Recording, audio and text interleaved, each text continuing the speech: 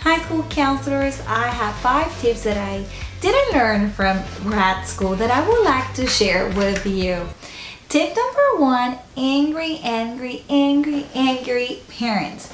The situation sometimes gets to the point that the parents are heated, they come to the campus, the situation is very escalated, rather if it's over the phone, and it's worse when it's face to face, and you have to help the parent de-escalate. The first thing is don't take it personal. There's no class in grad school who can teach you how to deal with an angry parent. When you see them, sometimes they're aggressive, sometimes they're cursing, sometimes they're overwhelmed, sometimes they're irrational. That is poof, out of the blue.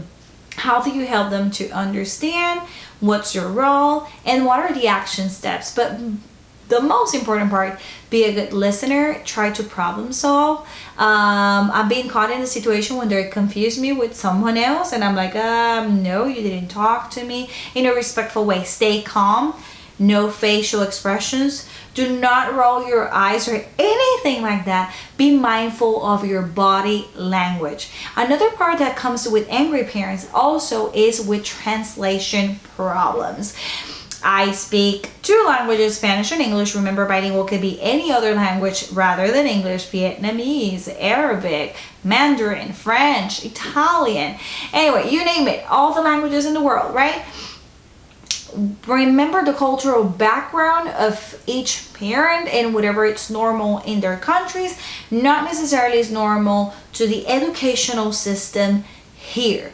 Not necessarily is the same of the core values that they may have here. Some of them believe, some cultures even will believe in the role of a female and the way that she can talk and things that she could do, she can't do. Other roles are more let me see, how can I say this without saying stuff?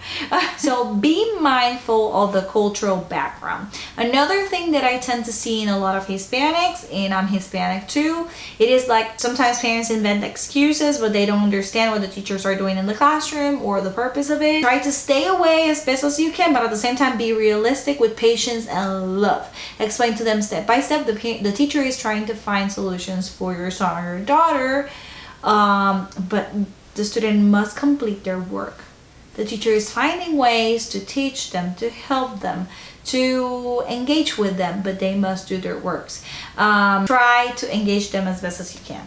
The second part that I wanted to share with you is the parents are coming heated because they only know one side of the story. It's your role to try to help them investigate and see the other sides, multiple sides of the story, and what is the school posture, what is your policy, what you should do.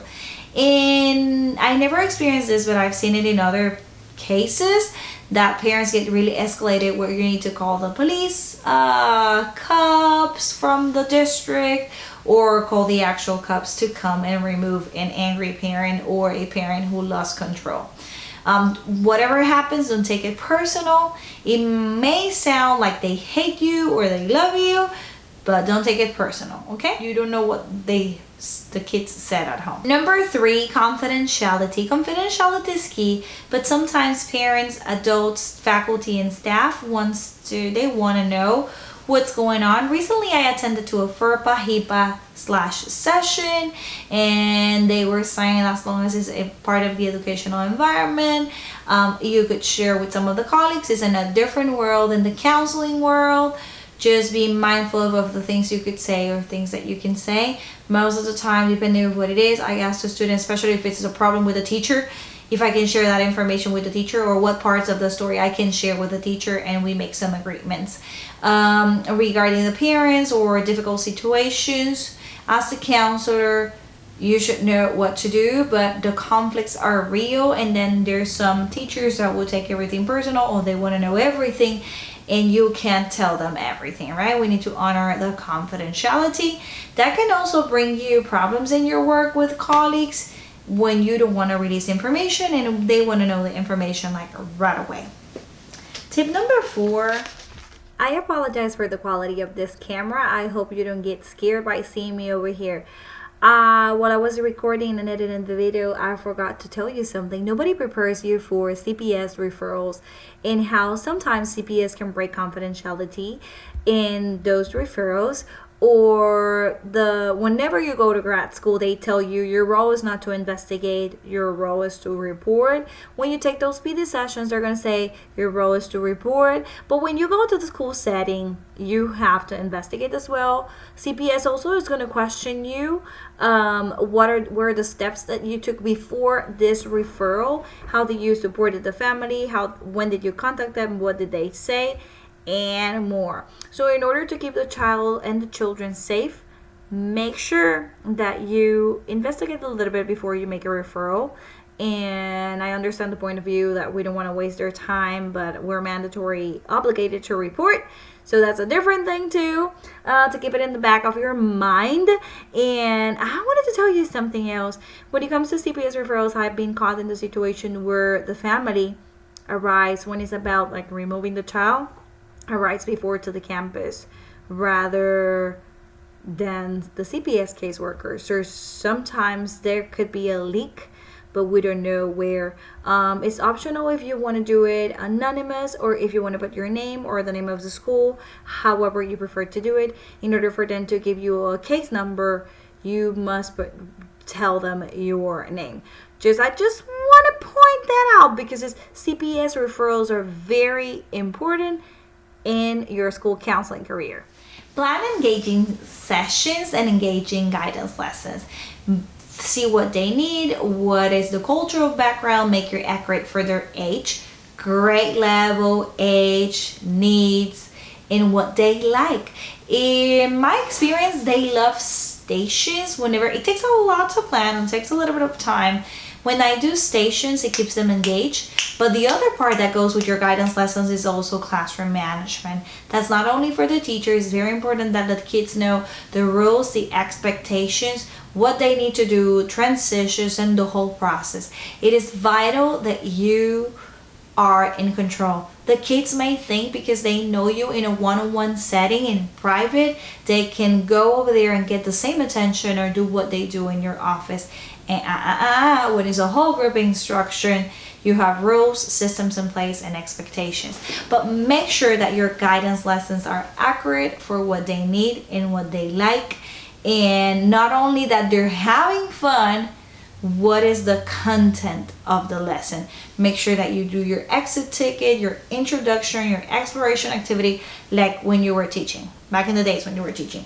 Okay, communicating with your leadership team is one of the big ones that we always mention in all the videos. There's no grad school who tells you what to do and how to do it. Share your data, share your concerns, especially if there's some concerns per grade level, per student, per classroom. Each principal is different. Each leadership team is different. Sometimes the leadership team can be 9 persons, 10 people. Sometimes the leadership team can be 4 or 3 or 2. Maybe investigate or look around what works for you, how many minutes you could share per meeting, how open your principals are to what you need to say, and also keep track of your approaches. This is gonna sound weird. Try and error, right?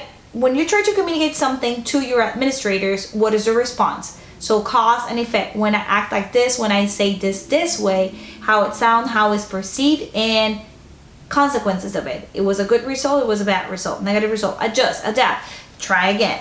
If I approach the principal in private, if I approach the principal in a meeting, if I approach the situation in an email, how my leadership team responds or how my principal responds, and you will get your answer. Okay?